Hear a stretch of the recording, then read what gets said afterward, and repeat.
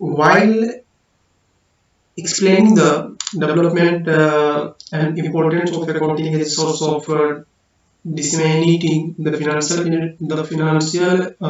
informations along with the discussions on the basic concept that guide accounting. आज हम लोग जो है बेसिक कॉन्सेप्ट जानेंगे इनका, जो भी अकाउंटिंग होते हैं उनके सोर्सेज क्या होते हैं, इनका जो गाइड करते हैं, जैसे कि recording of business transactions. It has been indicated that accounting मतलब ये सारे वो प्रोसेस जो फुली रूप से क्या करता है, ये एक एक तरह का आइडेंटिफाई करता है और आइडेंटिफाई करने के बाद इस चीज को एनालिसिस भी करता है। कोई भी बिजनेस ट्रांजेक्शन जो होते हैं उनको पहचान करके उसका एक तरह का विश्लेषण करता है।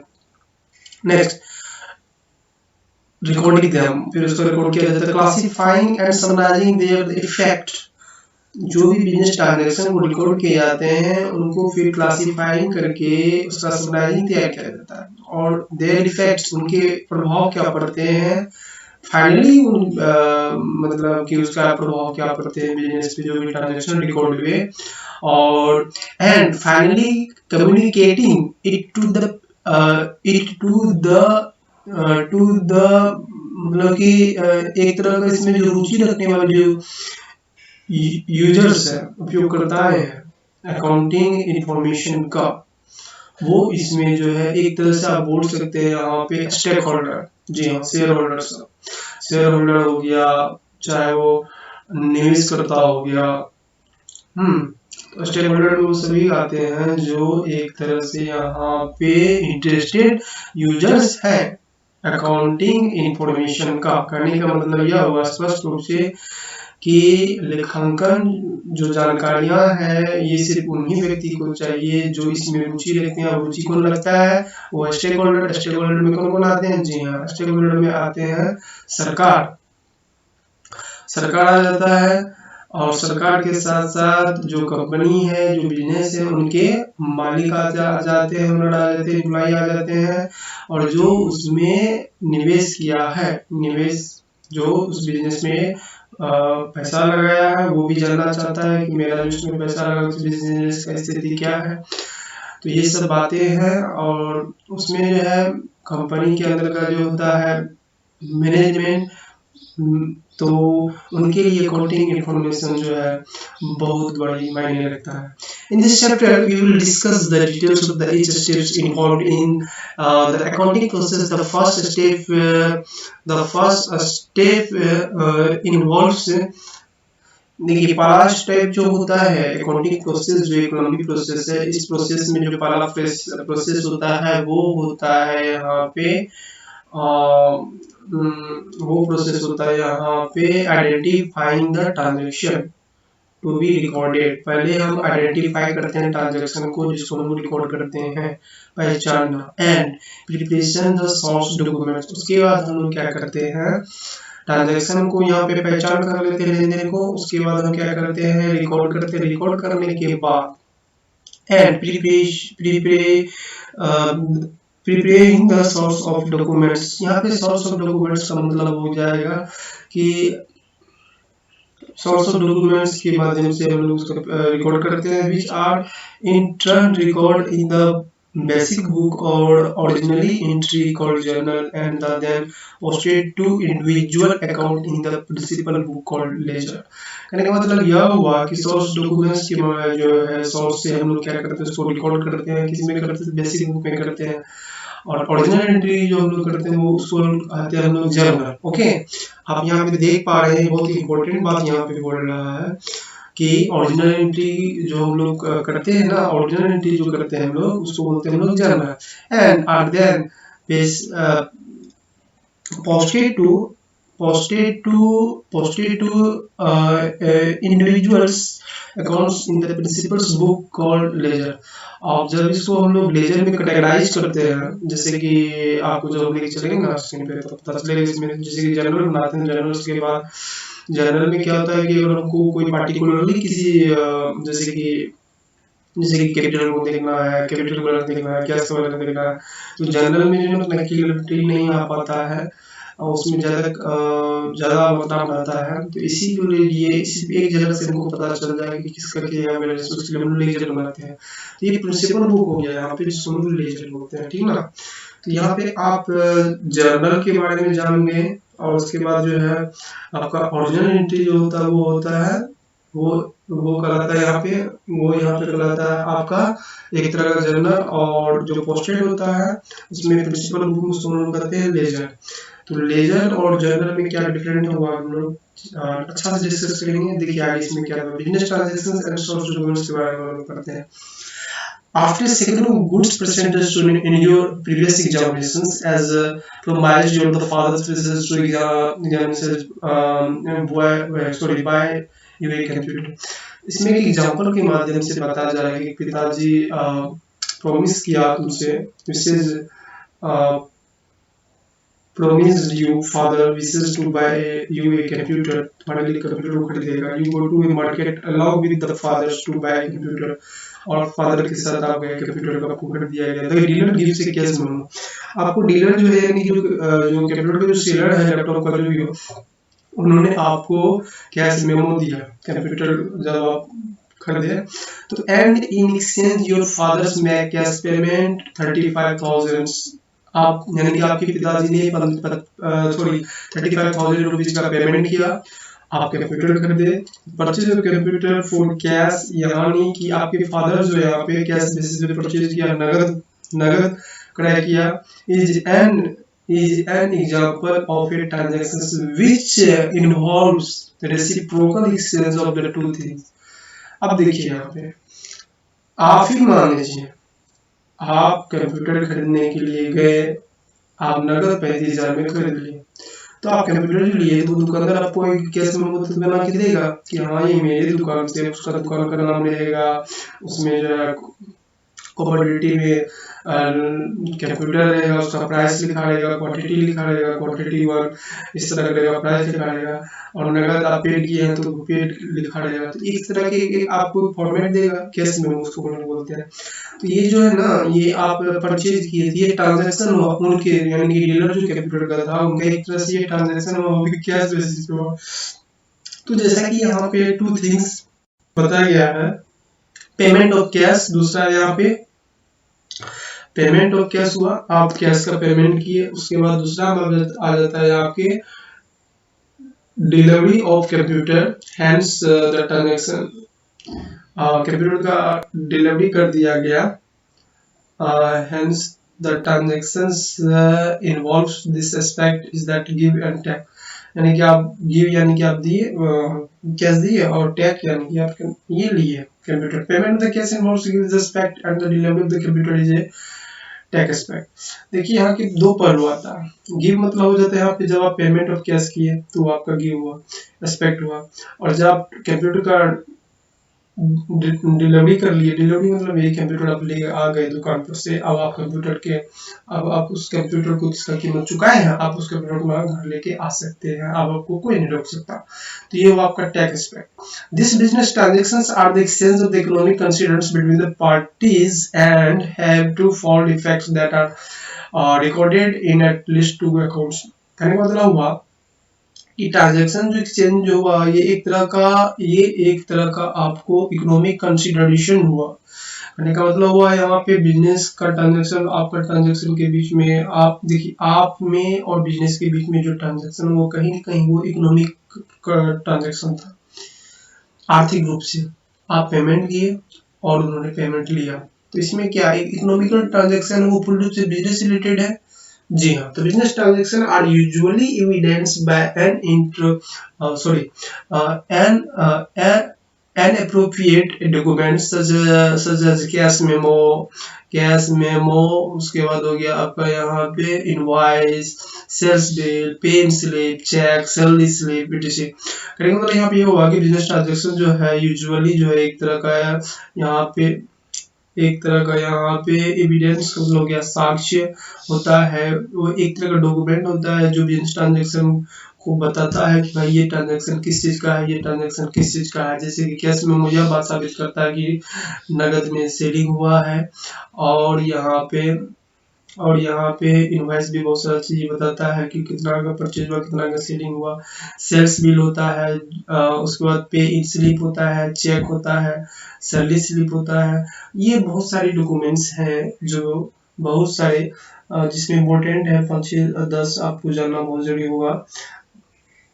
तो ये डॉक्यूमेंट्स के बारे में आपको जानना होगा, जिनके माध्यम से आप एंट्री कर सकते हैं। जैसे कि documents which provides evidence of the transactions is called the sources documents for a voucher. देखिए, ये जो डॉक्यूमेंट्स विच प्रोवाइड्स एविडेंस, जो साक्ष्य देता है डॉक्यूमेंट्स ट्रांजैक्शन का, उसको हम लोग बोलते हैं यहाँ पे सोर्स डॉक्यूमेंट्स और एक वाउचर, यानी वाउचर उसको बोलते हैं, वाउचर। ठीक ना।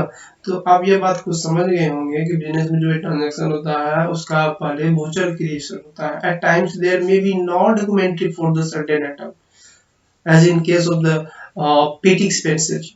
In such case, vouchers may be prepared showing the necessary details and got approved by the appropriate authority within the form of such documents. Documents and vouchers are arranged in the chronological order and are serially numbered and kept in the separate file. All recording the books of account is done on the basis of vouchers.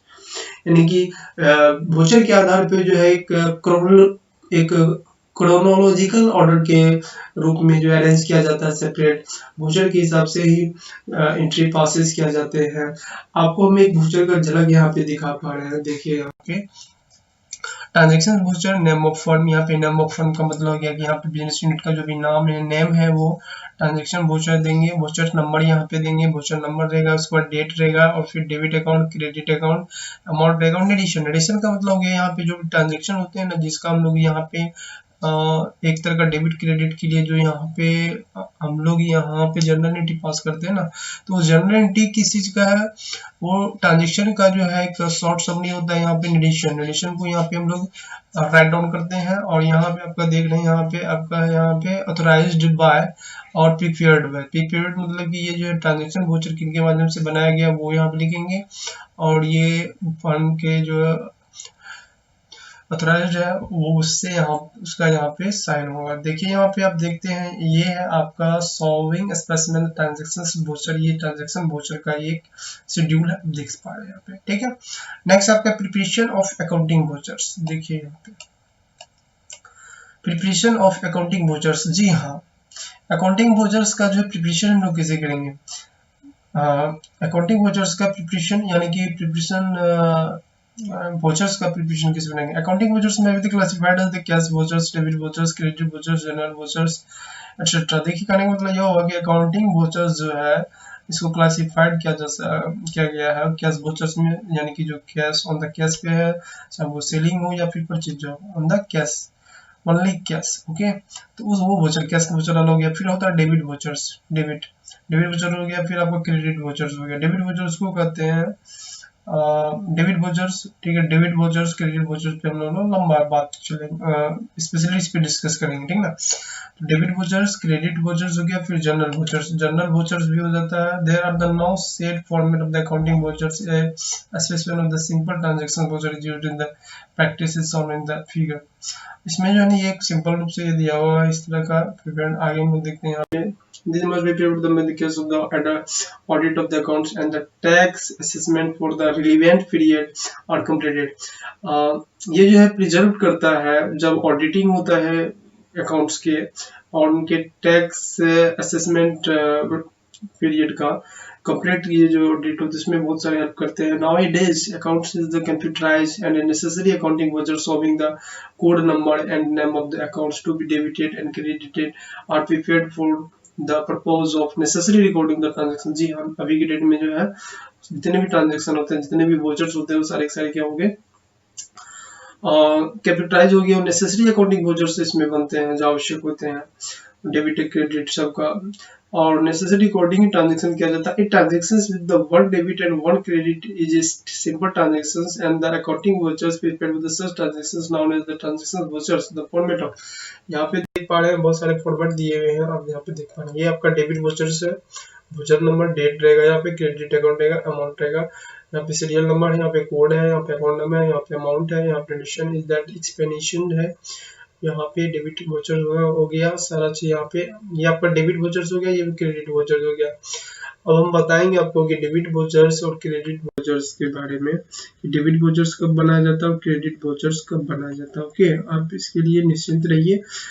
फिर जो इसमें फिलहाल आप यहाँ पे देख पा रहे हैं कि डेबिट अकाउंट्स का और क्रेडिट अकाउंट्स का, सॉरी वाउचर्स का।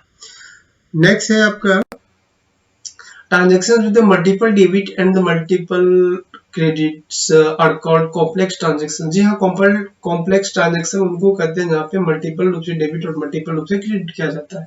And the accounting vouchers prepared for the such transaction is known as the complex vouchers, यानी कि कम जो अकाउंटिंग वाउचर्स होते हैं जो मल्टीपल टाइप होते हैं उसको हम लोग कॉम्प्लेक्स वाउचर्स कहते हैं या फिर जनरल वाउचर्स कहते हैं। The format of the complex transaction which is shown in the figure. जैसे यहाँ पे डेबिट अकाउंट दिया हुआ है, देख पा रहे हैं, अकाउंट नेम हो गया, फिर अकाउंट नेम हो गया, एडिशन हो गया, इस तरह से आप देख पा रहे हैं।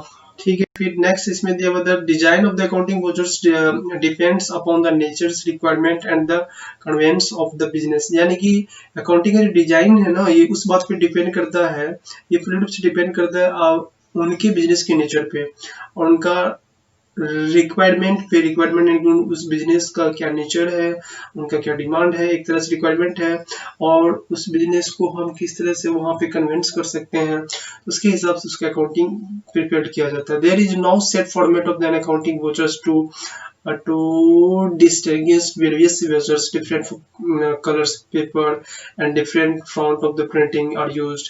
Some of the specimen of the accounting vouchers are the given in the earlier page.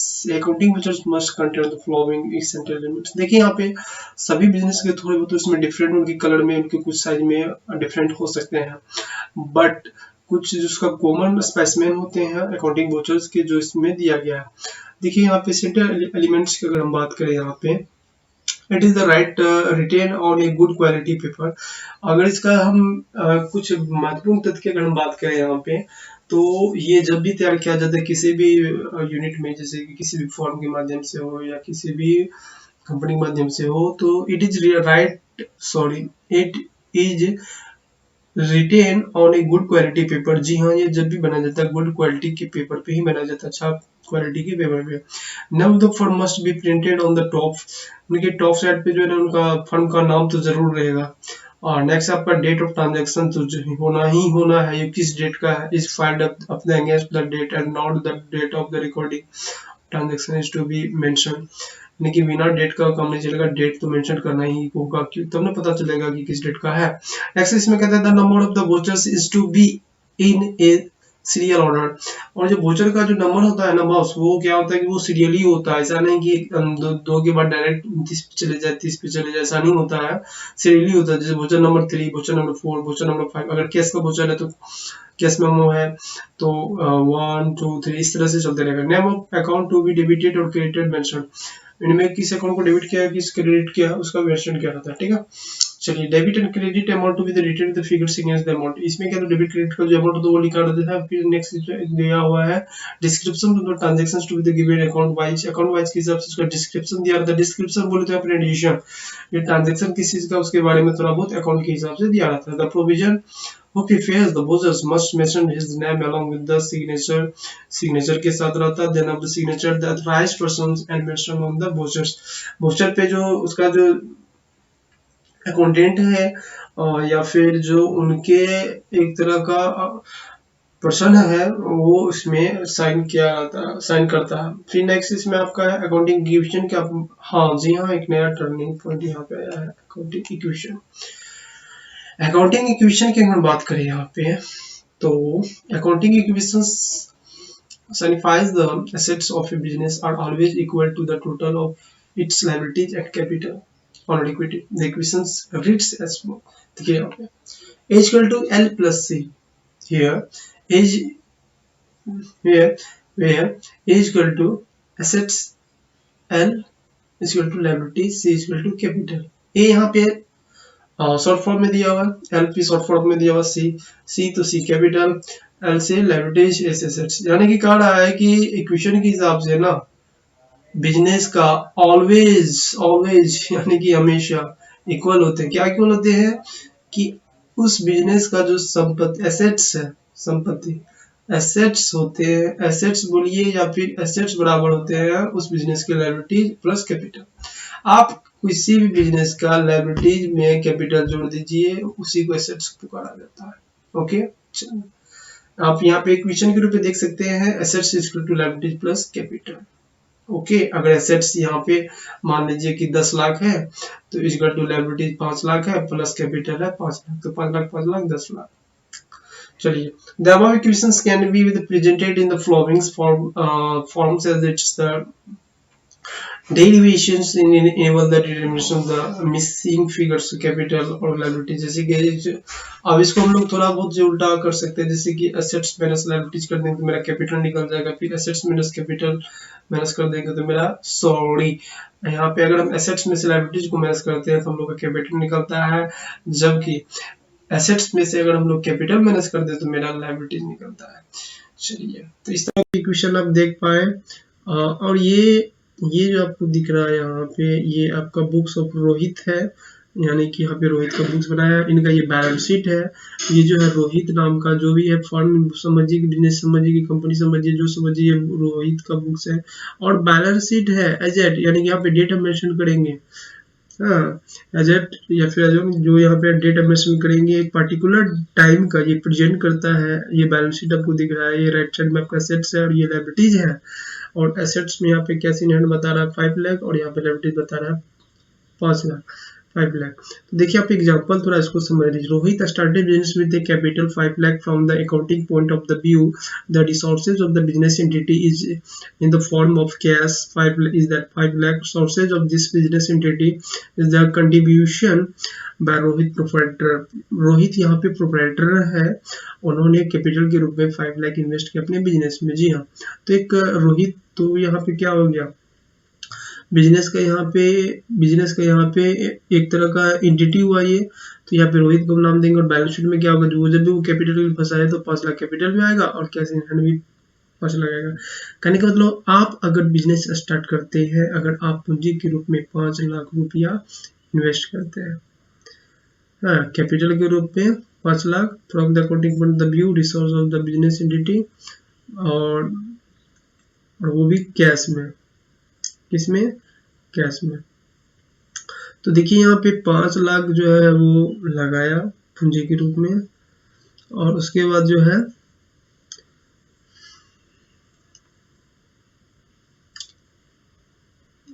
or cash in hand. In this about the balance sheet, the total assets are equal to the liabilities of the business.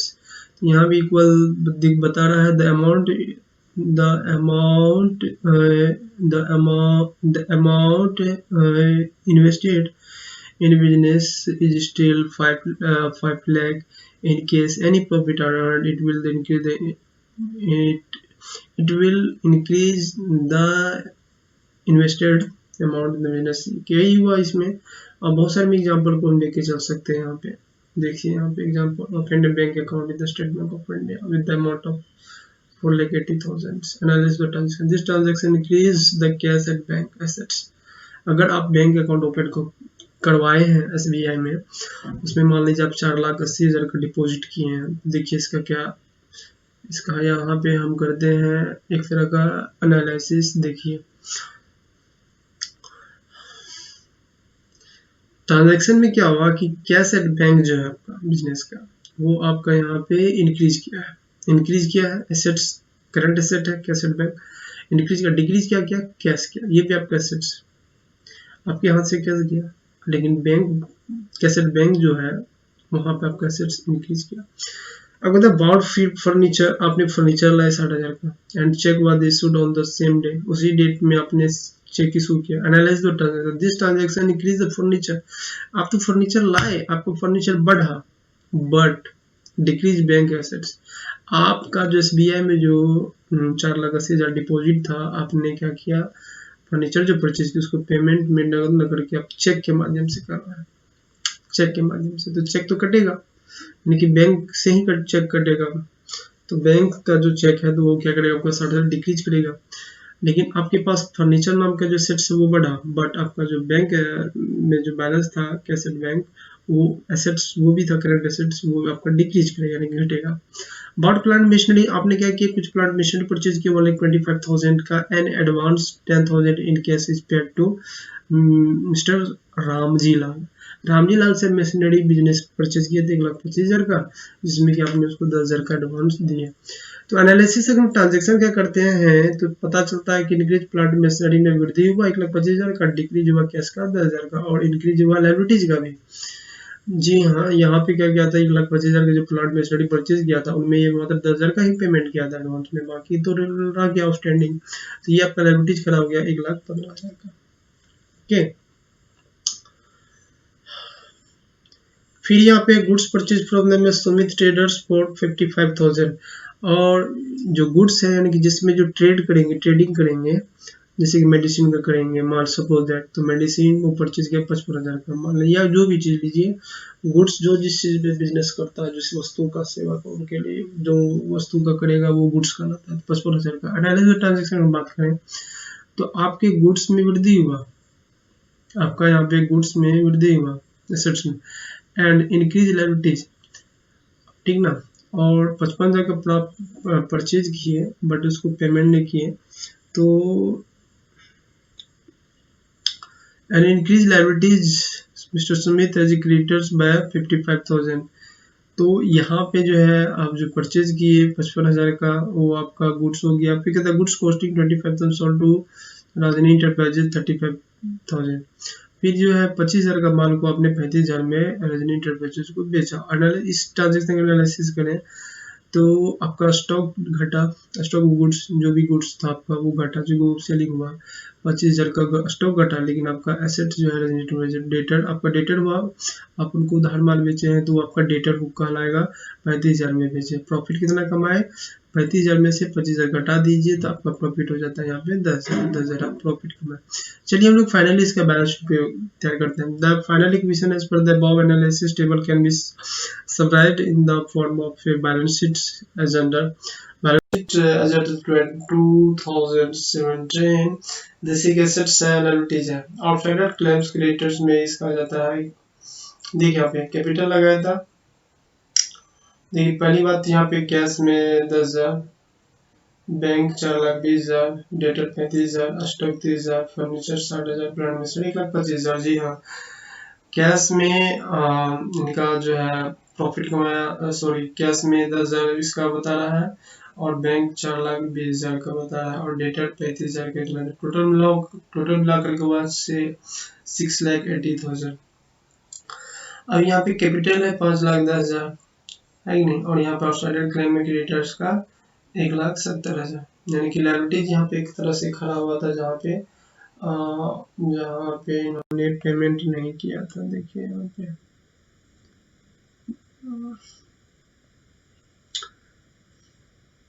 ये 4,80,000 इनका, 4,80,000 है bank में था, लेकिन जिनमें से जो 60,000 का उन्होंने चेक कटा था, तो पैसा घट के हुआ बैंक बैलेंस कितना 4,20,000। यहाँ पे आप समझ रहे